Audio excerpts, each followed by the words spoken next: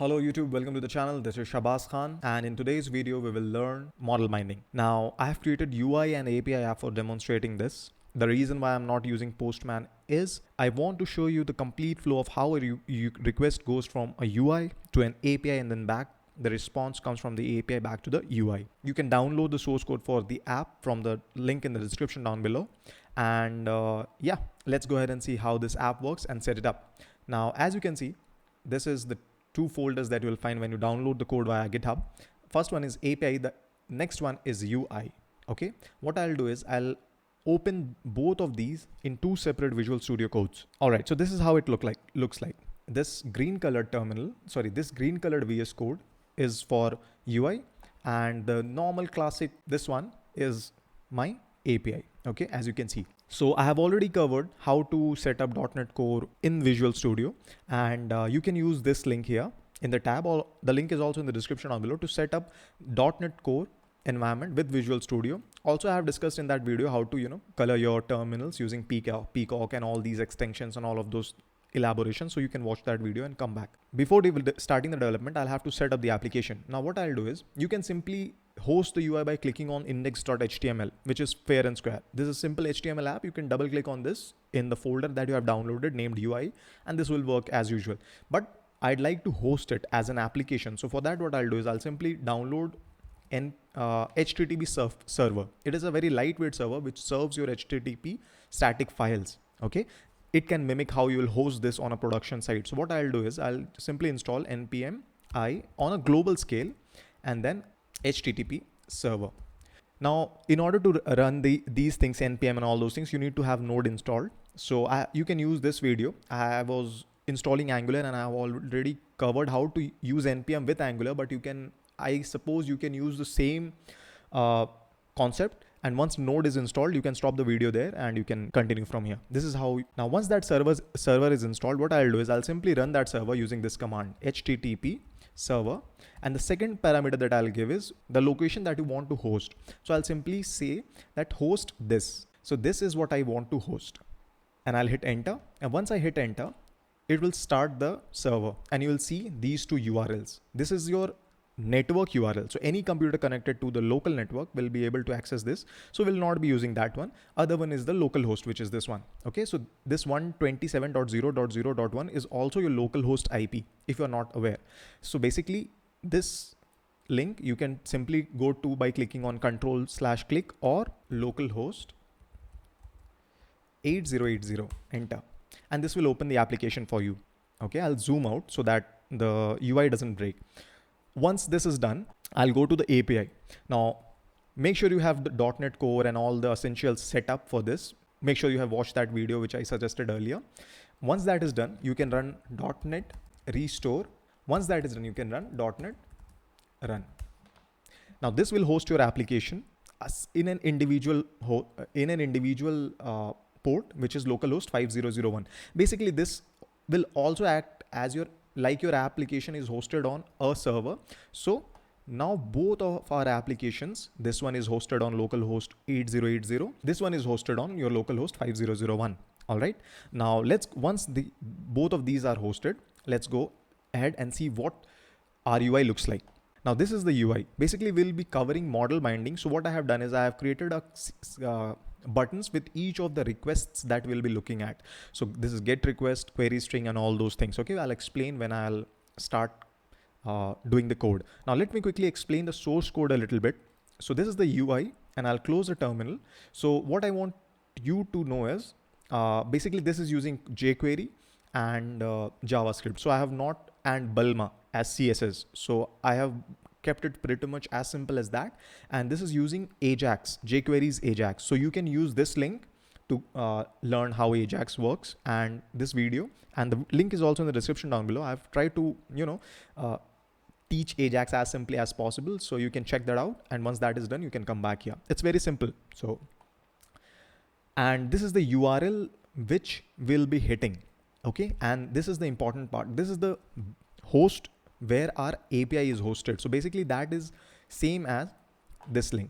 Okay, so whatever link that your API is hosted at, make sure that link is also copied and pasted here. I have created a base URL of something like that, and then I'm joining all my string requests, because otherwise if you change something, you'll have to change everywhere. I hope you get the point. So once this is done, once you are ready, let's start the video. All right. So once you are all set up and ready, let's start by discussing what is model binding. Now, in very simple terms, it takes values from your HTTP requests, parses them and converts them into .NET type values, and passes those values as a parameter to the action that is called. So just for illustrative purposes, let's see how that should look like. So this is the UI that we are using, and this is the server that we are running.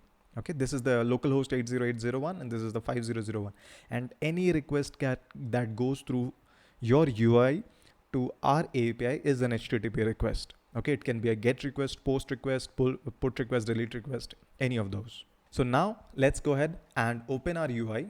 Now let's go ahead and click on this GET request, and the moment I click the GET request, we see this is the request and the parameter. So basically what happens is, this is the request that we are sending. This is a GET request, and it goes to this URL with this data. Okay, this is a simple GET request. You can also verify this by going inside this UI, and this is the code for that button. Now you'll notice that I have decorated all the methods which will be used for this GET request, and the next function is GET request with query string. So the function for that is this, and you can see this is GET request with query string button. So I have already decorated all these functions with the button with which they are linked, so it will be easy for you to identify which method is being called for which button. So this is the method that is being used to send a request to our API. Now this is the URL that we'll be using, and of course, as you know, this will be merged with this GET request and /1. We are using this before send method to display this section. All right, before send, basically what it does is it takes your request before sending, just before sending. This is the parameter, the request, and this is the settings, and you can do whatever you want with that request. We'll use this in the future buttons, but for now just remember this. Now this success method is when your request is successful, the success method will take the response that is coming from your API, and it will call this method, and basically this method will append the response in this response section. All right, now all of this is a helper method which is separated using this command helper. So I think you can segregate, or you can use these helpers also. Okay, so nothing is coming as a response. Why? Because we haven't developed the controller, which is this one. Let me do this. Now, once here, we'll go inside the controller. We'll create a new controller for ourselves that will be user controller. Okay, so our controller is ready. So once our controller is ready, what we will do is we'll need to create an action that will be used by this route. And by the way, if you don't know what is routing, what is attribute routing, you can use this link here, and the link is also in the description down below. In that video, we have discussed what is attribute routing and what is conventional routing in ASP.NET Core. And by default, since this is an API, this is a web API, we will by default be using the attribute routing. Since there is no controller, or since there is no action that will be used by this request, what we will do is we'll create an action inside our controller. So let's go ahead and quickly create an action. All right, so this is the action that I have created.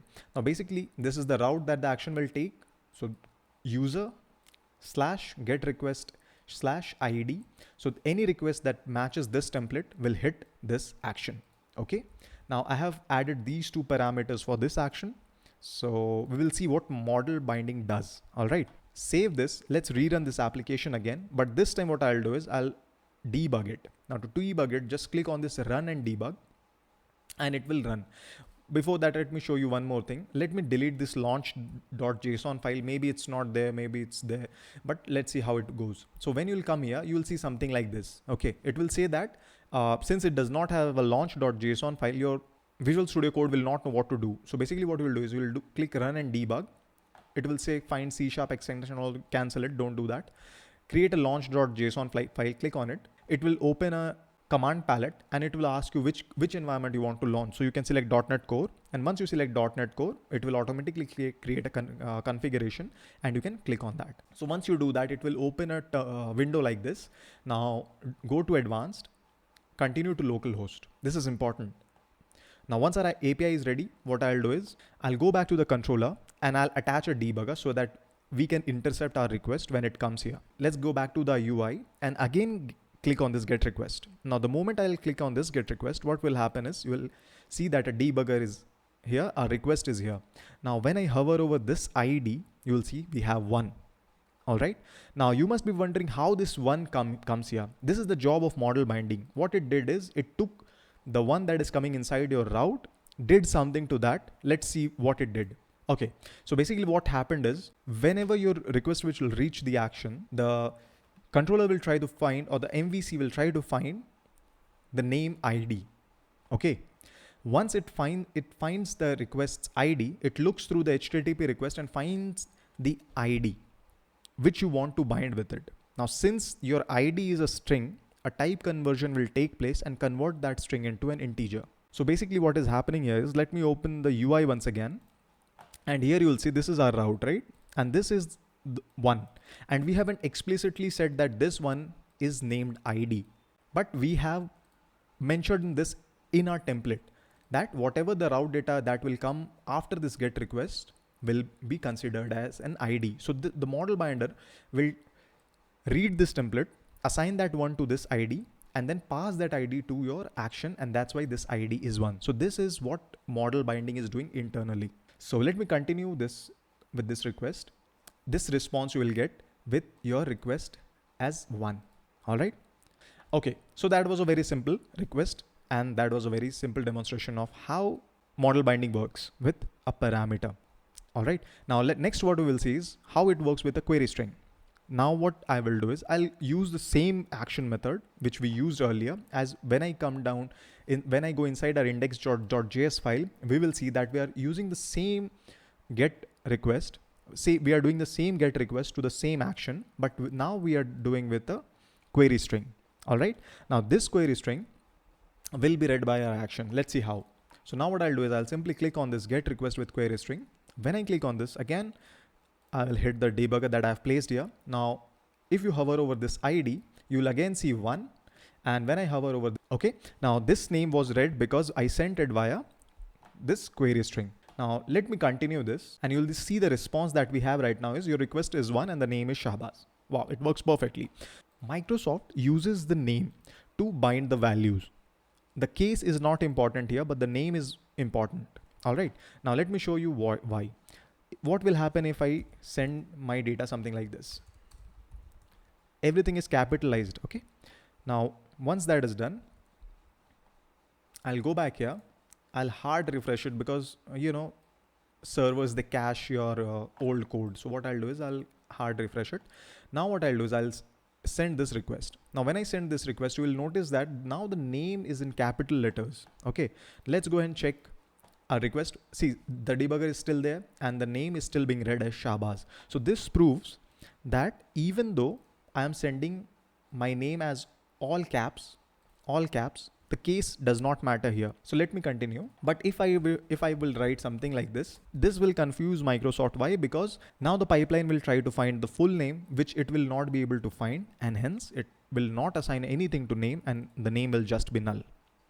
This is the order in which your controller goes through your different sources. Sources here are places where you can find data. Okay. Now, first understand this and then we'll see what the sources are. First, precedence is always on forms. It will look into the forms for your data. If found, it will ignore all of the data, even the identical data is present in any other route, in any other source. Second, it will look in your request body. Third, it will look inside your route data. Fourth, it will look inside your query string parameters. And fifth and final one, it will look inside your uploaded files. One thing to note here is, it is important to understand the precedence. So the precedence is also like this. Suppose you have ID in route data and ID in query string both.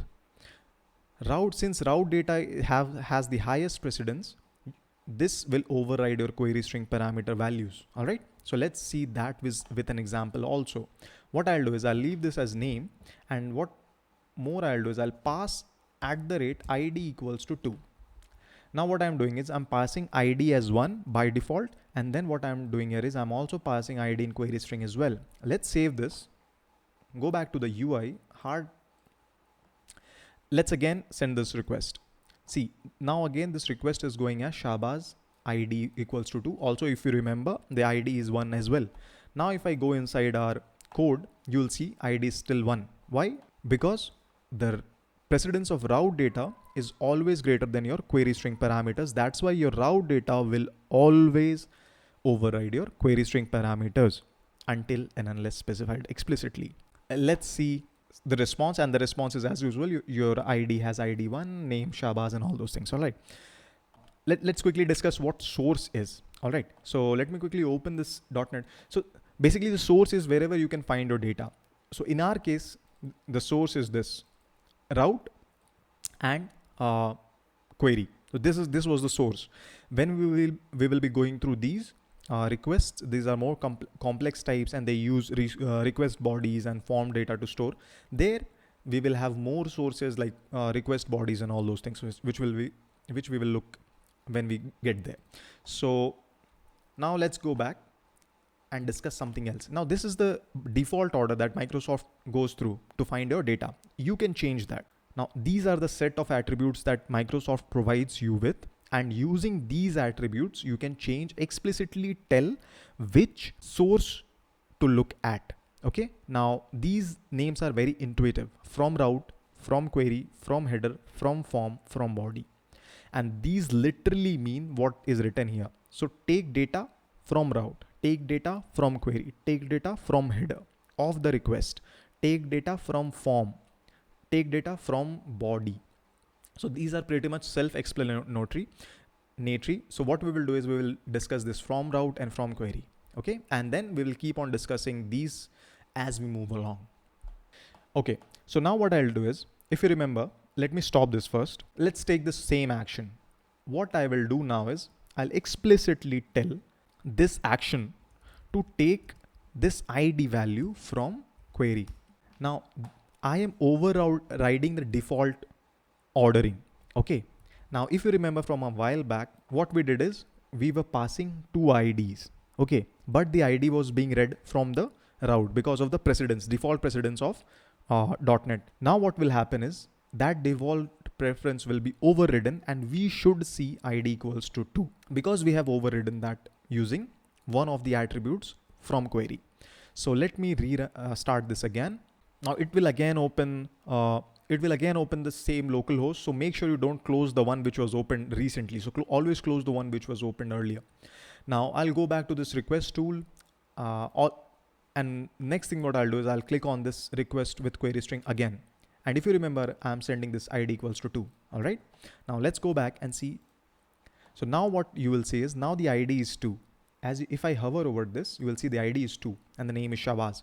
Now why this ID is 2 and not 1? Because I have explicitly told to look ID in query. Now if the ID is not present inside query, it will not read ID from route, because the only place it will look for the ID is in query and nowhere else. Okay, this goes for all the other attributes. So let me continue and then go back to the UI, and you will see now your ID has 2 and name as Shahbaz. Okay, now we did this from query, right? Now you can also explicitly state that, hey, read only from route and not from query. Demonstrating that is very hard, but what I'll do is I'll demonstrate it in a negatory way. Now let's quickly go to our controller. What I'll do is I'll just simply change this to take data from route. Okay, I'll save this, stop and start. Always remember, whenever you do any change, you have to stop and again rerun this server again. So close the earlier one, go back. Let's click on the same query string, and again let's go to and see what the debugger is doing. Now here you will see now the ID we have is 2 because we have done here to we have told it to take the value from query, but now we are telling to take the name from the route, and there is no name in the route. We are only sending the name in the query. If you see here, we are only sending the name in the query. So it is, even though the name is present, we have explicitly defined to only take value from route and nowhere else. So that's why it didn't find any name in route. So it assigned null to the name. I hope from route and from query are clear. So let's move on. Okay, moving on to our next button, which is set class property. Now to use this, we'll do a few changes on our backend. So backend basically means your server or your APIs. Okay, let me stop this, go to a controller. Let's quickly add a few things. So what I'll do is I'll add two properties. So these are the two properties that I have added. And my goal is to set these properties with the requests itself. All right. We'll add a new action for that. And basically all this action does is just calling this action should set this ID and name. Now, by default, this ID and this name, by default, they are not allowed to bind with get request. Okay. This is for security reasons. They are by default disabled for binding on get request. So to get over that, what we will do is we will use a new attribute called bind property and supports get equals to true. So basically now what I have done is I have overridden the default setting. Now this will allow us to bind this ID on get requests as well. Okay. But now what I'll do is I'll also do this for this name. Let me save it.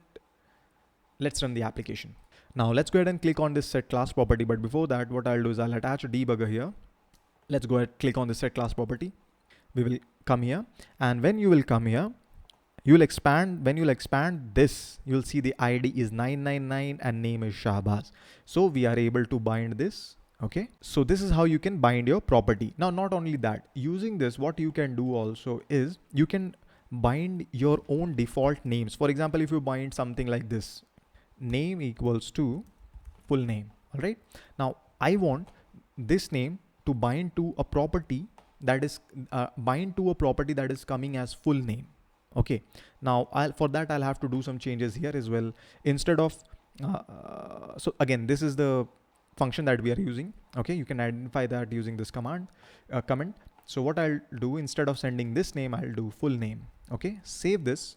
Let's start this.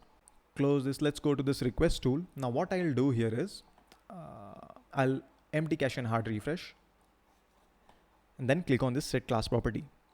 And when I click on this set class, let's get back to our API, and here you will see this .id is name 999 and this .name is now Shahbaz, even though we are not sending this name but as full name. So I am explicitly telling this bind property to always bind this name with something as full name. All right. Now one more thing we can do is, instead of individually writing properties like this, if you want, you also have the option to by default enable all of the properties in one go. And to do that, what you can do is you can use something called bind properties. Okay. Now again, what it does is it supports get. You'll have to do supports get equals to true, and this will enable all of this ID and name to be binded by your get requests. Hope that is clear.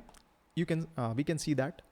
Again, let's go ahead and click on the set class property, go to our API, and then again you can see this .id is 999. This .name is null because we are not sending name, we are sending full name. So this is one disadvantage. You can now not bind your personal or like your specific name to this name. You have to send in name itself. Okay. Now let me stop this. Let me quickly correct this to name, save it. Okay, let's move on to the next button, which is this get request with complex type. Now, before discussing this, let me tell you, up until now, we have been only using simple types. You must be wondering, hey, what is simple type? Well, let me show it to you. These are the simple types. Basically, these are Boolean, char, byte, enum, all those. This is the list of simple types that is provided by Microsoft. Okay, simple types is something that can be easily converted by the default parsers. All right. Now we will be dealing with something known as complex types. Complex types is basically your objects that you use in JavaScript. All right. So when we send data like classes or properties of an object, those are complex types. So we'll see that. So for this next button, it will not work because we don't have an action for this. So what we'll do is we'll quickly add an action. So let's open the API. Let me close this. Open the controller, go inside the user. Now what I'll do here is I'll add a new model to hold our complex type. So for that, what I'll do is I'll create a new folder and then name it model. Inside that, what I'll do is I'll create a user.cs file, and inside that file, I'll add a user. All right. So I have added the user, and this will act as my complex type object, or DTO, whatever you want to call it. This acts as a complex type object, all right, because it has a number of, it is not just an integer or a string, but it is now a collection of integers, string, arrays, and it can be more complex if you have more objects, a list of objects, or an object of an array. So you can, so how to deal with those things, all right? Now, once that is done, we'll add another action. I'll include the model here, okay? Now, basically what this action is doing is it simply takes in the user, a complex type, and the model binder will try to bind whatever you are sending in the query string with each and every property that you have defined, all right? In the end, what you will have is the user, which you can use inside a code, and this user will be returned as a response. Now, the route to this I have explicitly defined as get complex request. So let me start this. So now once it's running, let's go back and let's click on this get requested. Before that, I always forget this step. We'll quickly go and add a debugger here. Okay, now let's go and click on this the get request with complex types. When you click on this, see the request is how the request is going. This is the request, and everything goes as a query string. The ID, the name, the department, and look how we are sending roles. So basically, we are dividing our array into individual elements. Okay, so roles 0 is A, roles position. So inside our roles array, the first position, the value is B. So this is how we are sending our complex types. Okay, this is the query data. So let's go ahead and see what the debugger is reading inside.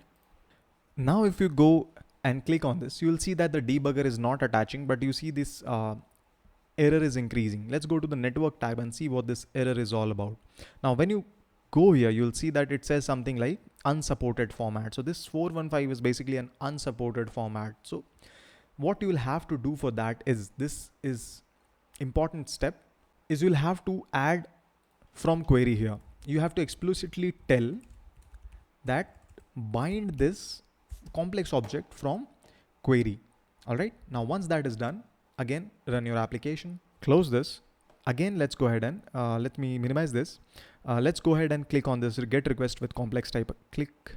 It says pending. Let's go to our debugger and see our debugger is here. Now, when you hover over this user, you will see all your data is here. Department is security, ID is 999, name is Shahbaz, and all the roles that we have sent is here as well. You can also see that same data here as well. Okay, so this is how you send complex types, and I'll just simply continue.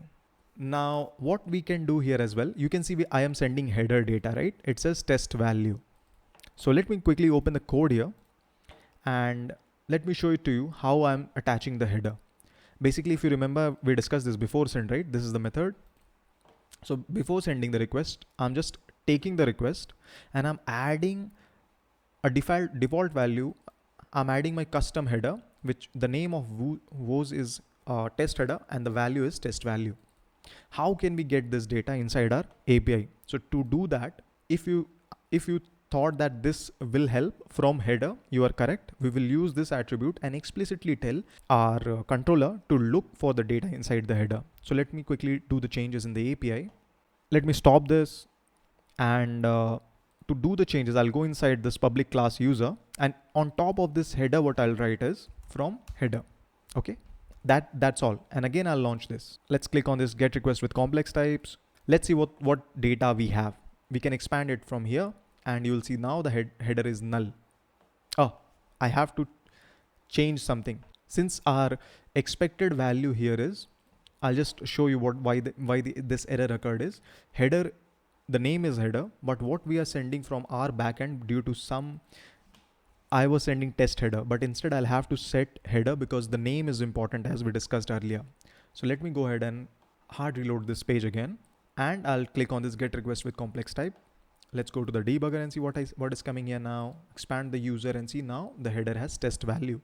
Okay, so now we can see that this form header works like that. Now you can also bind this using name and the name that you want to bind this header with, and test header, which we used earlier because I already tested it. So sorry about that.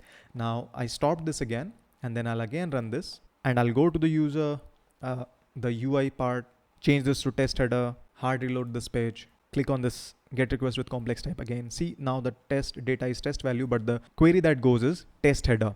Let's see our debugger and user, and see now the header is test value. But you must, if you are wondering where that header is exactly, let me show it to you. So this is the request that we sent here.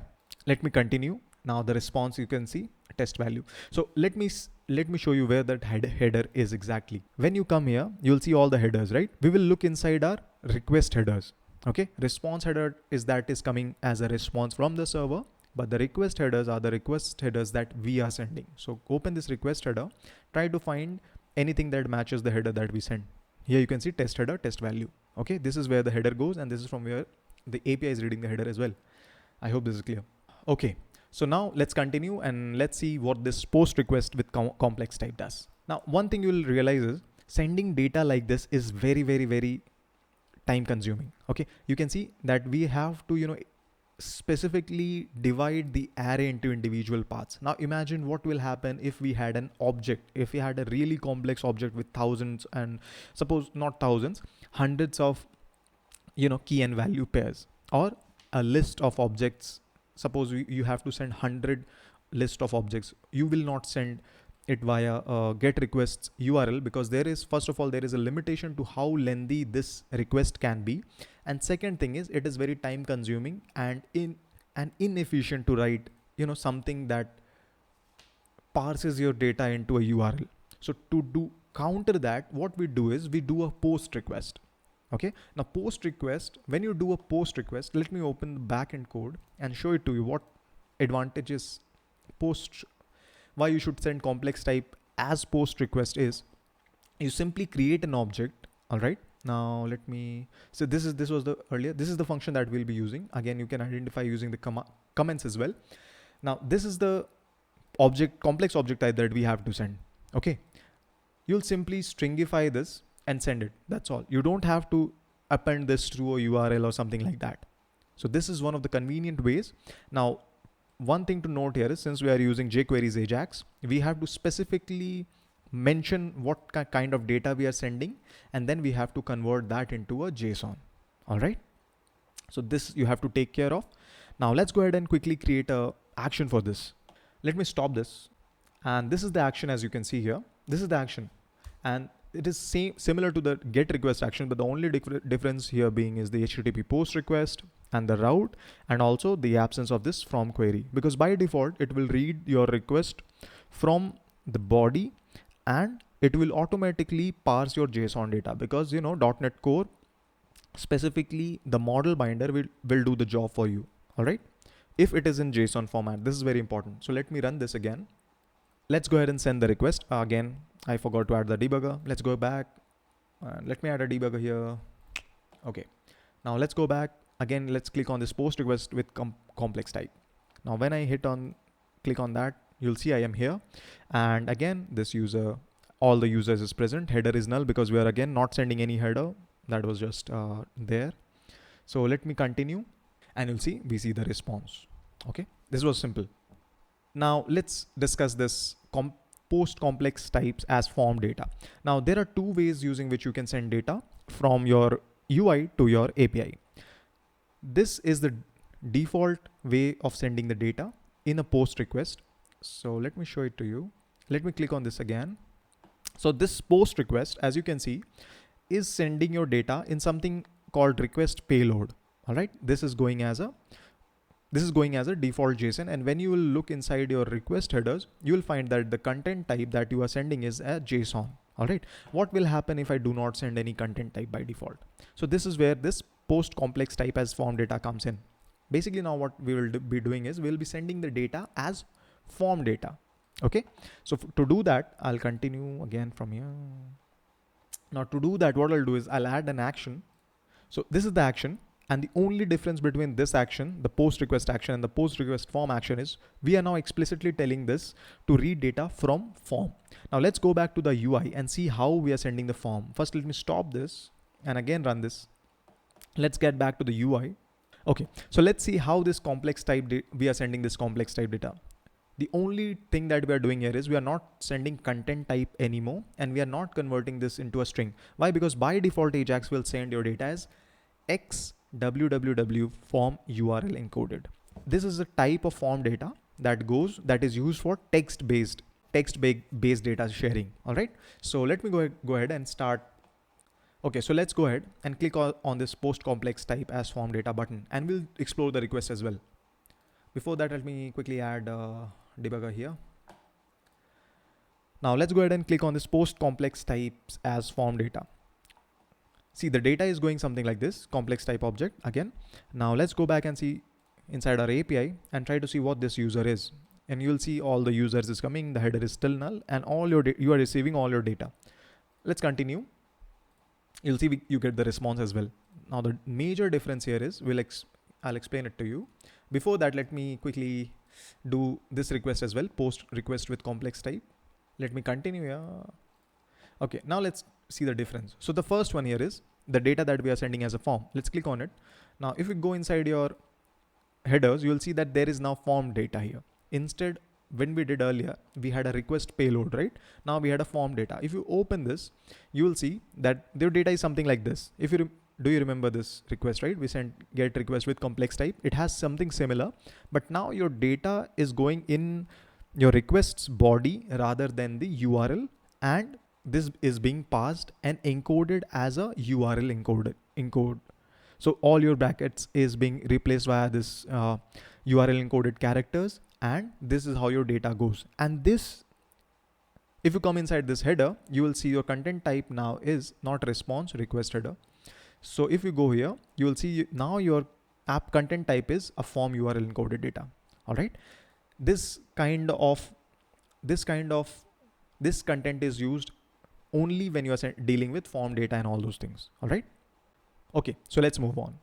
Okay, now to read data from something like that, we modified our action to use from form. This is an important thing that you will have to understand and add. Okay, now what will happen if I add from form here? Basically, you will get an error because from form tries to parse your requests that looks something like this. Okay, but if you send a request that looks like a JSON, it will error out because it will not find a URL encoded form. All right, so that's why you'll have to make sure that when you are sending your requests, the requests are being correctly read and formatted by the model binder. Hence this from form comes in handy. Okay, so up until now we have discussed 4 attributes that you can use to explicitly define your sources, including from form. We have discussed all of these buttons, right? Now let's go ahead and quickly see how you can upload your file. Now to upload a file, I have already added a lot of code, and that code is very simple. If you go inside your UI, see, this is the send file method. But before that, there are a few things that you need to know. These are the helpers, basically, which when you open the select file and when you select a file, there are some code that will show the name of the file here and all those things. Okay, and also there is a method when you select a file, it takes that file and saves in this variable. Okay, and when you click on this upload button here, this function is called and it checks if the file is there or not. If there is no file, nothing will happen. And then again, what it will do is it will use the form data object to create a form data. Now this is a multi-part form data.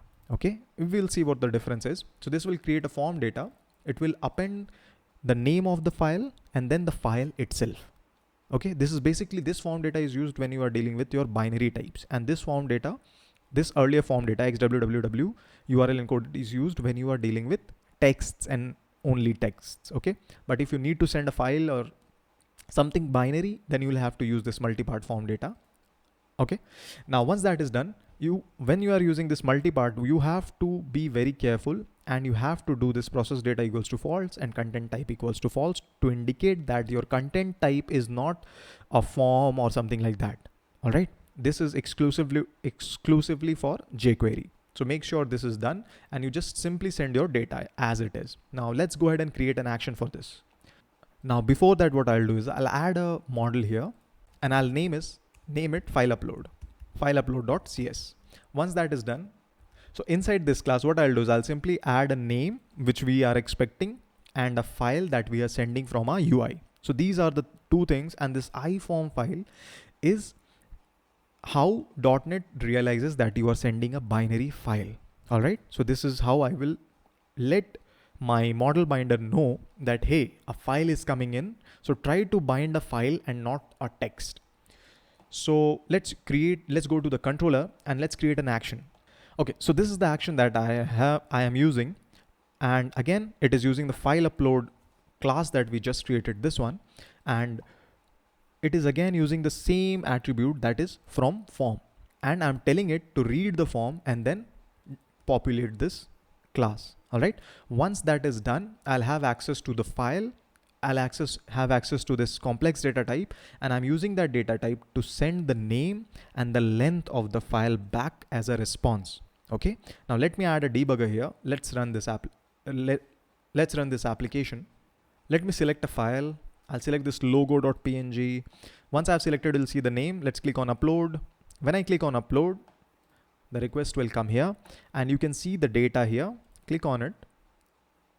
You'll see the name is coming and also the file is coming, and all the properties of the file that have been exposed by the iForm file is also accessible. Now this file is actually a file. Okay. So you can save it, copy it, whatever you want to do, you can do with this file. And let's continue. Let's see what the response is. And the response is your file name is logo.png and the size is 57 KB. Okay. And let's go ahead and see what our request looks like. Again, I closed it earlier. I'll have to. So let's see what is a multi-part form. How does multi-part form looks like and how it differs from our earlier code. So this, see, right away you can see that there is something strange about this. When you view source, you will see that it looks completely different from our earlier requests. Now you have form which have boundaries. It is literally a multi-part form. This part contains your file name. You can see the name here is here. Your content deposition type is form data and the name here is name. So this section completely deals with your name, and this part holds your file's actual binary data. Okay. So this is what a multi-part form looks like. Yeah, I hope that was clear. Okay, so we have covered all of the buttons. We saw how, the model is binded, how data source, how you can change your data source using attributes provided by Microsoft. Now we still are missing one attribute, which is this from body attribute. All right, so let's go ahead and discuss this and end this video. It's really long, by the way. Basically from body, you tell, but first of all, we'll have to look at what your body is. So let me inspect and show you what your request's body is. Now, when I do this post request with complex type, right? When you go in here, this section, this request payload is your HTTP request's body. Similarly with this post complex type as form data, when you do this request, this is your form's body. All right. Now, when you do a GET request, and when you come here, you'll see query string parameters. Okay, view source. So these are not, this is not your request body. By definition, GET requests do not have a body. So you must understand by now, like form body will only work with requests that have bodies. All right. Now to see that, what I'll do is I'll simply go inside my API, close this, stop this, and I'll add a form body here. And it will change nothing. Let me tell you, form body, no, it's from body, and it will change nothing. It should work as it is, because in the end, it is reading data from the body, and I just showed you where the body of a request is, right? So essentially, it should not change anything. So let me do a post request with complex type. Let me go here, and since I'm using from body, right, I can still see all of my data is coming here. Nothing has changed. But you have to be very careful when you use form bodies, because once your request body is read and you have again mentioned from body here for some reason, that will not work, because once the body is read, nothing is left to be read again. So be careful when you use this from body. All right. So let me remove this from body and let me show you one thing. What will happen if I use from body here? Any guesses? It will error out. I'll tell you why. I'll first show the error and then I'll tell you why the error is coming. Let me inspect, go to network, And then let's do this post complex type as form data. And you see immediately we see the error. Now 415 is unidentified type. Basically your our model binder is not being able to, let me see, as you can see, is an unsupported media type. Basically what is happening here is your model binder is not being able to bind this. It is reading your data from the body. Okay, but by default it is trying to find JSON. And as I have shown you earlier, when you are sending request for a form, okay, as a form or for a form, the body does not contain a JSON data. It contains a URL encoded data, right? Now your model binder sees this and says, hey, I'm reading the body, but when I'm trying to parse, it is not JSON. So it throws an error. So you should use from form instead of from body, because from body expects your body to be a JSON. All right. Yeah. So I'll try to end this video here. This video is really long, and I'll try to add the chapter times below in the description, and I'll try to add everything in the chapter time so it's convenient for you. I hope you enjoyed the content, and if you liked this content, please give it a thumbs up. It will really help me out, and please subscribe to the channel. If you have any suggestions that you want me to do a video on, please write it down in the comment section. And also, if you think that there is something wrong that I have said in this video, you can also mention that so that I can edit it out or at least do something about it. All right. So yeah, let's wrap this video here. Have a great day ahead, guys. Bye-bye.